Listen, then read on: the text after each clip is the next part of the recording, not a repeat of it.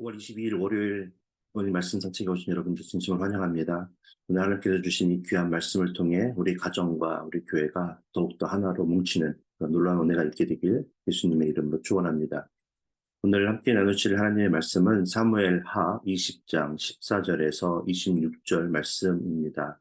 사무엘하 20장 14절에서 26절 말씀 제가 대신하여 봉독해 올립니다. 세바가 이스라엘 모든 지파 가운데 두루 다녀서 바벨과 벳마가와 베림 온 땅에 이르니 그 무리도 다 모여 그를 따르더라. 이에 그들이 벳마가 벨로 가서 세바를 애우고 그 성읍을 향한 지역 언덕 위에 토성을 쌓고 요압과 함께한 모든 백성이 성벽을 쳐서 헐고자 하더니 그 성읍에서 지혜로운 여인 한 사람이 외쳐 이르되 들을지어다 들을지어다 청하건대 너희는 요압에게 이르기를 이리로 가까이 오라 내가 내게 말하려 하노라 한다 하라. 요압이 그 여인에게 가까이 가니 여인이 이르되 당신이 요압이니까 하니 대답하되 그러하다 아니라. 여인이 그에게 이르되 여종의 말을 들으소서 하니 대답하되 내가 들으리라 하니라. 여인이 말하여 이르되 옛사람들이 흔히 말하기를 아벨에 가서 물을 것이라 하고 그 일을 끝냈었나이다. 나는 이스라엘의 화평하고 충성된 자 중 하나이거늘 당신이 이스라엘 가운데 어머니 같은 성을 멸하고자 하시는도다. 어찌하여 당신이 여호와의 기업을 삼키고자 하시나이까 하니 요압이 대답하여 이르되 결단코 그렇지 아니하다. 결단코 그러하지 아니하다. 삼키거나 멸하거나 하려 함이 아니니 그 일이 그러한 것이 아니니라. 에브라임 산지 사람 비그리의 아들 그의 이름을 세바라 하는 자가 손을 들어 왕 다윗을 대적하였나니 너희가 그만 내주면 내가 이 성벽에서 떠나가리라 하니라. 여인이 요압에게 이르되 그의 머리를 성벽에서 당신에게 내어 던지리이다 하고 이에 여인이 그의 지혜를 가지고 모든 백성에게 나아가매 그들이 비그리 아들 세바의 머리를 베어 요압에게 던지리라. 이에 요압이 나팔을 불매 무리가 흩어져 성읍에서 물러나 각기 장막으로 돌아가고 요압은 예루살렘으로 돌아와 왕에게 나아가니라.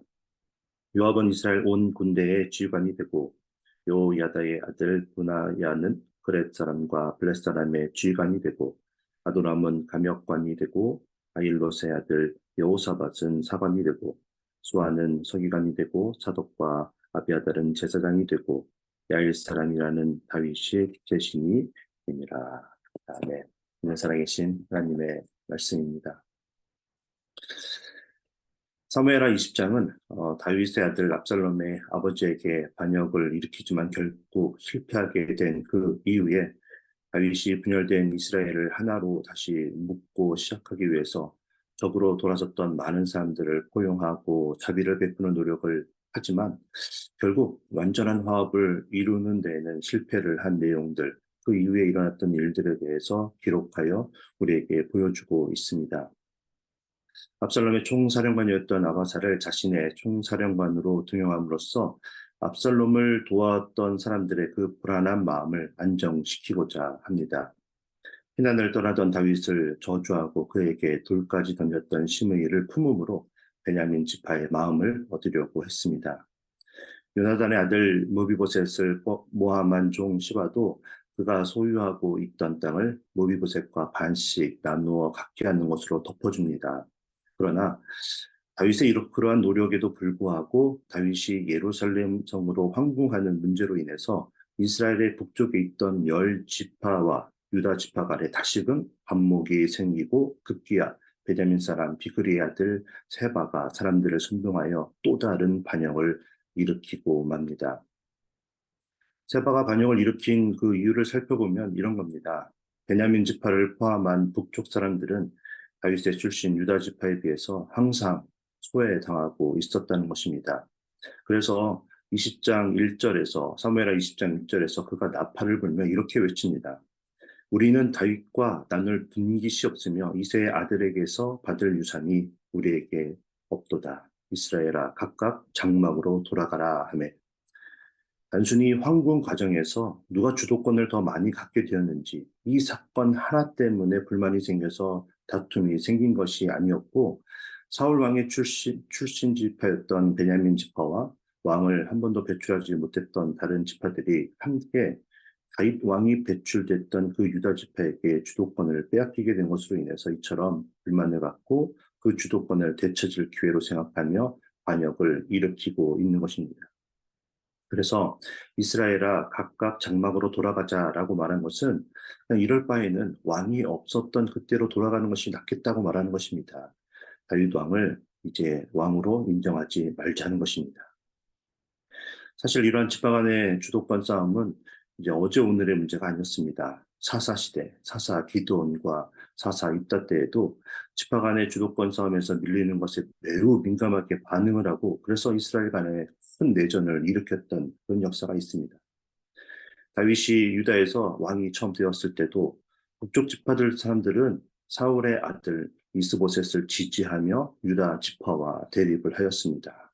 그리고 이러한 지파 간의 그 문제는 결국 이스라엘을 둘로 나눠지게 만듭니다. 그런데 그때 북이스라엘의 왕이 된 그 여로보암이 열왕기상 12장 16절에서 백성들에게 외친 내용을 보면 오늘 사무엘하 20장 1절에서 세바가 외쳤던 것과 똑같이 이렇게 외치고 있습니다. 우리가 다윗과 무슨 관계가 있느냐? 이세 아들에게서 받을 유산이 없도다. 이스라엘아 너희의 장막으로 돌아가라. 다윗이여 이제 너는 내 집이나 돌아보라 하고 이스라엘이 그 장막으로 돌아가니라. 이스라엘 백성이 눈에 보이는 세상에 왕을 달라고 하나님께 요구했습니다. 그러면 왕을 중심으로 힘을 하나로 모아서 주변 국가들과 대등한 그런 힘을 가질 수 있고 잘 살 줄 알았습니다. 그러나 그들은 몰랐습니다. 세상의 왕은 절대로 하나님처럼 모든 백성을 공의로 다스리고 모든 백성을 사랑하고 모든 백성에게 똑같이 은혜를 베풀 수 없다는 사실을 말이죠. 하나님께서는 사무엘에게 말씀하셨습니다. 그들은 너를 버린 것이 아니라 나를 버린 것이다 라고 말이죠. 자신들의 부족함과 죄는 생각하지 않고 오직 인간적인 욕심을 채우기 위해 하나님께 요구했던 왕이었기 때문에 자신들의 인간의 욕망을 세상의 왕들을 통해서 끝내 채우지 못하게 되자 계속해서 불만과 불평과 다툼과 분열을 일으키는 모습을 그들이 보여주고 있습니다. 우리도 마찬가지지 않습니까? 우리의 욕심만을 채우고자 할 때 우리의 가정과 우리의 교회가 화합하지 못하고 다툼으로 인해 분열되고 쪼개지는 것을 우리 주변에서 너무나 흔하게 보지 않습니까? 우리의 욕심과 욕망은 절대로 하나님께서 주시는 참 평안과 참 기쁨과 화합을 가져다 주지 못합니다. 오히려 시기하는 마음과 다툼과 분열만을 가져다 줍니다. 오늘 사무엘하 20장에서는 여러분 3명의 인물이 나옵니다. 오늘 그들을 통해서 우리의 삶 가운데 분열이 아닌 평화가 찾아오는 삶을 위해서 우리가 어떠한 삶의 자세가 필요한지를 우리가 함께 살펴보고 그러한 삶을 살기로 결단하고 실천하게 되는 저와 여러분 모두가 되어지길 소망합니다. 그 첫 번째 인물은 바로 압살롬에 이어 또 다른 반역을 지금 조장하고 있는 세바입니다. 그런데 성경은 20장 1절에서 세바를 불량배, 히브리 말로는 벨리알이라고 지금 부르고 있습니다. 여러분 사무엘서에서 불량배라고 벨리알이라고 지금까지 불렸던 사람들을 기억하십니까? 전부 하나님의 뜻에 반대하고 자신의 그 개인적인 욕심만을 주장하던 사람들이었습니다. 사무엘상 2장 12절에서 하나님을 경외하는 마음이 하나도 없이 성전에서 자기의 욕심을 따라 자기가 하고 싶은 대로 마음대로 그렇게 악을 저질렀던 엘리 제사장의 두 아들을 성경은 벨리알, 불량배라고 말해줍니다. 하나님께서 사울을 이스라엘의 첫 왕으로 세우는 그 취임식에서 자신의 지파가 아니라 정말 보기도 너무 작은 그 작은 지파 베냐민 지파에서 왕이 세워지는 것을 못마땅하게 여겼던 그래서 끝까지 반기를 들었던 사람들을 The Children of Belial, 불량배들이라고 사무엘상 10장 27절에서 말해줍니다. 다윗이 600명의 사람들과 광야에서 참 힘든 시간을 지낼 때에 부자였던 나발에게 먹을 것을 나누어 달라고 요구를 합니다. 그런데 가진 것이 그렇게 많은데도 불구하고 선한 마음으로 베풀지 않았던 그 욕심 많은 나발을 사무엘상 25장 17절에서는 Son of Belial, 불량한 사람이라고 불렀습니다. 그리고 마지막으로 사무엘상 30장에 보면 다윗과 600명의 군사들이 출타해 있는 동안에 아말렉 사람들이 쳐들어와서 여자들과 아이들을 잡아가고 마을을 폐허로 만들어버리는 장면이 나옵니다. 다윗이 돌아와서 그 참담한 상황을 보고는 600명과 함께 그들을 쫓아가서 죽이고 빼앗겼던 그 모든 것들을, 가족들을 다시 되찾습니다. 그런데 중간에 지쳐서 아말렉을 치는 그곳에 따라가지 못한 200명이 있었는데 그들이 한 것이 하나도 없기 때문에 그들에게는 그 전리품을 나누어주지 말자고 말한 사람들이 있었습니다. 하나님께서 가족들이 다행히 아말렉 사람들에 의해서 죽임을 당하지 않게 하시고 또 하나님께서 그들을 인도하시고 함께 싸워주셔서 승리하게 하신 것을 잊고는 고생을 한 자신들의 공로만을 생각하고 인간적인 욕심 때문에 그렇게 소리를 높여 주장한 사람들이었습니다. 성경은 그들을 불량배라고 말합니다. 여러분 오늘 말씀을 통해서 우리 안에 그런 이기적인 욕심으로 인해 다른 사람보다 무조건 내가 더 많이 손에 쥐고 있어야 한다고 생각하는 그릇된 생각이 있는지 우리가 점검해 보기를 원합니다. 그리고 사실 우리가 누리고 있는 모든 것들이 사실은 전부 하나님의 은혜라는 것을 생각하지 못하고 나의 공로와 능력이라고 생각하는 어리석음이 있는지 생각해 보기를 원합니다. 왜냐하면 그런 마음이 있을 때 우리는 나보다 적은 희생과 노력을 하는 다른 사람들을 못마땅하게 여기고 그들에게 불평을 시작하기 때문입니다. 우리 교회는 너무나 감사하게도 서로 자신들이 옳다고 주장하며 싸우지도 않고 겸손하게 주님께서 주신 사명만을 잘 감당하기 위해 노력을 하고 있습니다. 그런데 우리 안에 몇 명이라도 이 불량배와 같은 잘못된 생각이 자리를 잡고 둥지를 틀기 시작하면 두 개로 쪼개지고 서로 싸우고 시끄러워지는 것은 한순간이라는 것을 우리가 반드시 명심해야 합니다. 얼마나 많은 교회들이 이처럼 부끄러운 모습들을 보여주고 있습니까? 그런데 모든 교회들이 처음부터 그렇게 싸우지는 않지 않았습니까? 이스라엘도 처음부터 이렇게 나눠졌던 것이 아닙니다. 함께 가나안에 입성해서 함께 같은 적들과 싸울 때는 한 팀을 이루었던 형제였습니다. 그런데 함께 맞서 싸웠던 그 적들이 하나하나 무너지고 출애굽의 목표였던 가나안의 땅도 배분을 받고 이제 먹고 살만하니까 우리가 더 많이 가져야 한다고 주장하며 내부에서 적을 만들고 싸우고 있는 것입니다. 교회도 그렇습니다. 교회가 여러 가지 면에서 안정을 찾을 때까지는 우리가 함께 힘써 기도하며 하나님께 도움을 구하며 그 목표를 향해 한 마음으로 섬기는데 교회가 여러 가지 면에서 안정되고 평안 가운데 있게 되면 우리가 함께 맞서 싸워야 하는 적이 누구인지를 잊고 인간적인 욕심이 생기면서 우리끼리 다투기 시작한다는 것입니다. 그래서 우리의 적이 누구인지를 바르게 아는 지혜가 우리에게 절대적으로 필요합니다. 누가 우리의 적입니까? 우리 모두가 개인의 인간적인 사사로운 이기심을 버리고 한 마음으로 주님의 몸된 교회를 무너뜨리려고 하고 예수 그리스도의 복음을 전하는 일을 방해하는 그 적들과 함께 우리 ATPC, 우리 공동체 모두가 함께 싸워야 합니다. 그런 우리 ATPC가 되기를 간절하게 축원합니다. 그런데 오늘 사무엘상 20장에서는 이 욕심을 끝내버리지 못하고 또 악을 행하는 한 사람이 있었습니다. 바로 요압 장군이었습니다. 다윗이 민심을 수습하기 위해서 압살롬의 장군 아마사를 군대 사령관으로 삼고 이제 그를 시켜서 세바의 반란을 제압하려고 합니다. 그러자 요압이 이성을 잃고는 실수로 칼을 떨어뜨린 척하고 그 칼로 아마사를 찔러서 죽입니다. 그렇게 요압은 다윗이 죽이지 말라고 했던 아브넬, 압살롬 그리고 아마사를 죽이고 맙니다. 이 도대체 왜 요압이 다윗이 평화와 화합을 위해서 죽이지 말라고 하는 사람들을 계속해서 죽이고 있습니까? 자신의 권력욕을 충족시키기 위해서 방해가 된다고 생각하는 사람들을 지금 제거하고 있는 것입니다. 자신의 욕망을 채우기 위해 다윗의 명령에 불순종을 하면 할수록 사실은 자신의 자리가 더 위태롭게 되고 있다는 사실을 알지 못하고 걸림돌이 된다고 생각하면 자신이 가지고 있는 그 힘과 능력을 믿고 그냥 짓밟아 버립니다. 하나님의 주권과 하나님의 뜻을 전혀 생각하지 않는 교만한 자였습니다. 그런 그의 오만함이 어떻게 해서든지 이스라엘의 전체의 화합과 평화를 위해서 애쓰는 다윗 왕의 의도와는 다르게 이스라엘을 점점 더 분열시키고 있습니다. 만약 요압이 자신의 뜻을 한번 꺾어보고 다윗의 말에 순종하며 복수를 위해서 아브넬을 죽이지 않았다면 분명히 하나님께서 악한 자를 어떻게 심판하시는지를 그도 보았을 것이고 다윗에게 더 큰 신임을 얻으며 자연스럽게 자신의 자리를 더 안전하게 지킬 수 있었을 것입니다. 그런데 처음부터 그러지 못했기 때문에 계속 불순종하게 되는 것입니다. 인간적인 방법으로 자신의 힘과 능력을 믿고 결국 그 순종의 결단을 하지 못했던 요압은 다윗의 아들 솔로몬 왕에게 그 시대의 죄의 대가를 치르게 됩니다.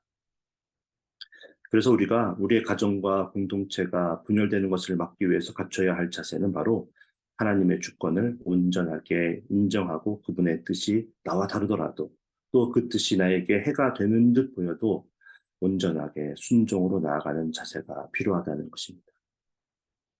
그런가 하면 오늘 본문 이제 20장 16절에서 이름도 기록되어 있지 않은 여인이었지만 그녀가 세바로 인해 다 죽을 수도 있었던 아벨 성읍에 있던 그 모든 백성들을 살린 과정을 소개해 주면서 그녀를 지혜로운 여인이라고 소개해 주고 있습니다. 이 여인이 어떤 지혜가 사람들을 불안과 공포에서 평화 가운데 있게 만든 것일까요? 14절과 15절에 보니까 세바가 지파 가운데 두루 다녀서 무리들을 모았는데 이제 아벨 성읍에서 그들이 몸을 숨기고 있는 것으로 여겨집니다. 왜냐하면 이제 요압이 아벨로 와서 그 성벽을 치기 위해 토성을 쌓고 있기 때문입니다.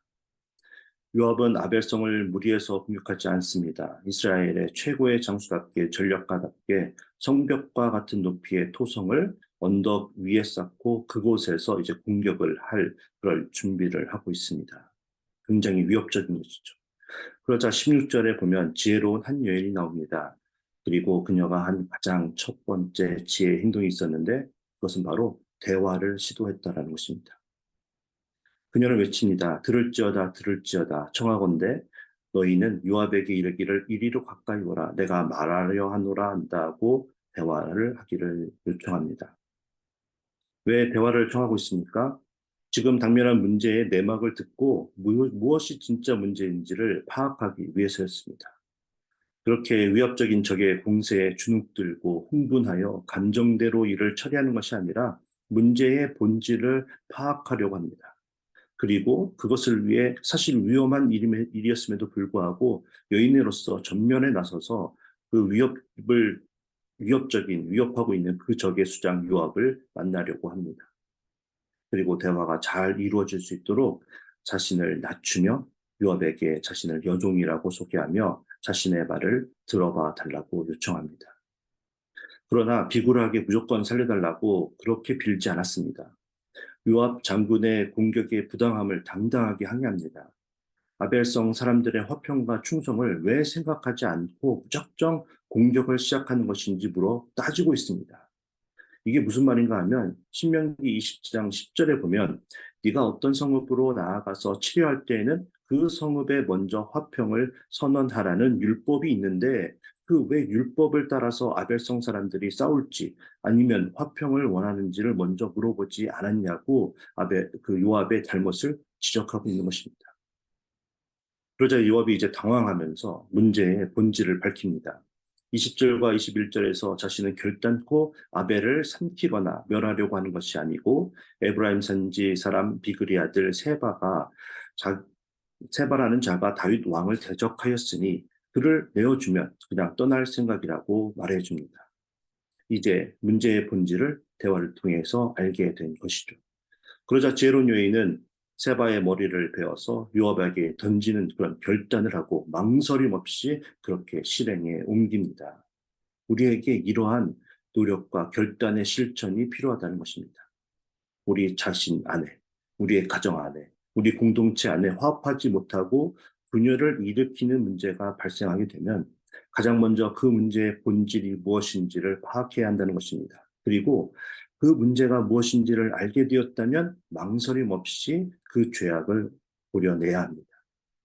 그 죄는 이기심일 수도 있고, 권력욕일 수도 있고, 불순종일 수도 있고, 명예욕이 될 수도 있습니다.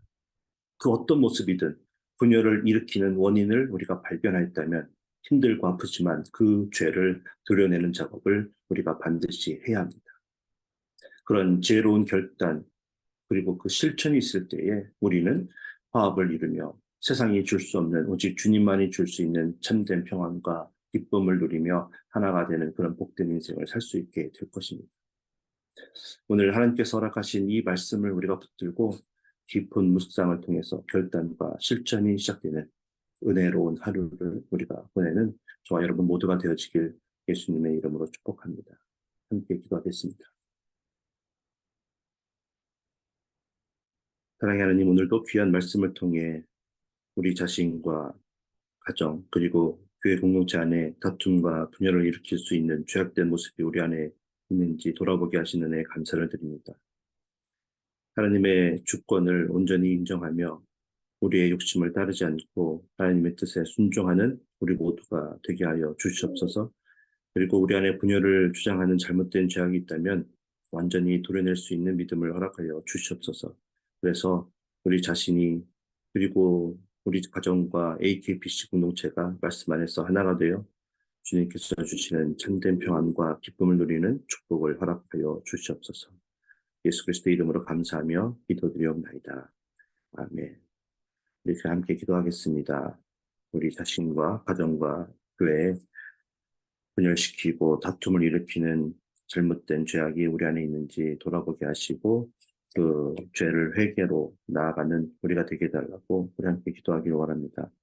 이번 주 토요일 오후 5시에 2023년 상반기 새가족 환영회가 있습니다.